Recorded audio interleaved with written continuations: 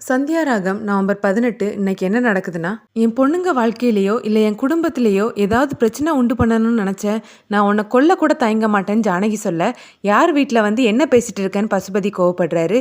நல்லா தெரிஞ்சு தான் பேசிட்டு இருக்கேன். ஒரு அப்பாவி பொண்ணோட வாழ்க்கைய கெடுக்க நெனச்ச மட்டமான குடும்பம் தானே இது. இதுக்கப்புறமும் ஏதாவது பிரச்சனைய உண்டு பண்ணணும்னு நெனச்சேன். நான் உன்ன சும்மா விட மாட்டேன். இது எச்சரிக்கை இல்ல. என்னோட கட்டளைன்னு சொல்லிட்டு ஜானகி கோவமா போறாங்க. என்னம்மா இவ ஆளே மாறினது மாதிரி பேசிட்டு போறா. நானே ஒரு நிமிஷம் அரண்டு போயிட்டேன்னு பசுபதி சொல்ல, இவ நம்ம பிளான் தெரிஞ்சு மட்டும் பேசினது மாதிரி தெரியல, வேற ஏதோ இருக்குது.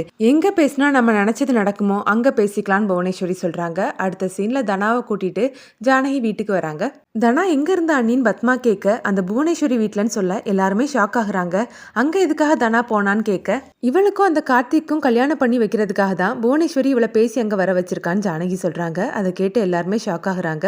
தனா கழுத்துல கதிர் கட்டின தாலி இருக்கும்போது எப்படி இன்னொரு கல்யாணம் பண்ண முடியும்னு பாட்டி கேக்குறாங்க. கதிர் கட்டின தாலியை அறுத்து போட சொல்லிட்டு அந்த கார்த்திக் கட்டுற தாலியை ஏத்துக்க சொல்லியிருக்காங்க அத்தன் ஜானகி சொல்றாங்க. அந்த புவனேஸ்வரிக்கு என்ன புத்தி கெட்டு போச்சுதான்னு பாட்டி கோவப்படுறாங்க.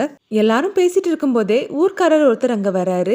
புவனேஸ்வரி உங்க மேல பிராது கொடுத்திருக்காங்க ஐயா, நீங்க எல்லாரும் பஞ்சாயத்துக்கு வரணும்னு சொல்லி விட்டாங்கன்னு சொல்லிட்டு போறாரு. பஞ்சாயத்து நடக்கிற இடத்துக்கு எல்லாரும் போறாங்க. அங்க இருக்கக்கூடியவங்க ரகுராம் கிட்ட மன்னிப்பு கேக்குறாங்க. எப்பவுமே இந்த சேர்ல உட்காந்து நீங்க தான் தீர்ப்பு சொல்வீங்க, இன்னைக்கு கேள்வி கேட்குற இடத்துல நாங்க இருக்கிறோம், எங்களை மன்னிச்சிருங்கன்னு சொல்றாங்க. புவனேஸ்வரி அவங்க சைடு பிரச்சனையை சொல்றாங்க. எங்க வீட்டு பையனுக்கு பரிசம் போட்டுட்டு இன்னொரு பையனுக்கு கல்யாணம் பண்ணி வச்சிருக்காங்க. விருப்பம் இல்லாம நடந்த அந்த கல்யாணத்தை நீங்க தான் அறுத்து விடணும்னு சொல்றாங்க. பத்மாவும் மாயாக்கு எதிராக பேசுறாங்க. இவளால என் புருஷன் உயிரும் ஆபத்துல இருக்குது, இப்படிப்பட்டவ கூட என் பையனும் வாழ மாட்டான்னு சொல்றாங்க. இந்த ரெண்டு கல்யாணமும் எப்படி நடந்ததுன்னு இந்த ஊருக்கே தெரியும்.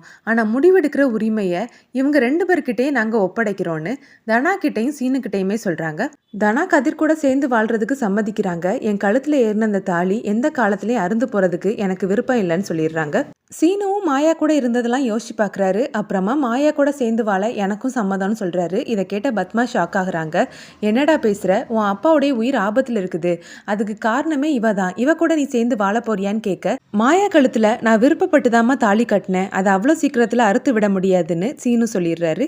இதை கேட்ட மாயாவும் கதிரும் சந்தோஷப்படுறாங்க. சம்பந்தப்பட்டவங்களே அவங்களுடைய முடிவை சொல்லிட்டாங்க, இதுக்கப்புறம் பேசுறதுக்கு எதுவும் இல்லைன்னு பஞ்சாயத்துக்காரங்க சொல்ல இந்த ப்ரோமோ முடியுது.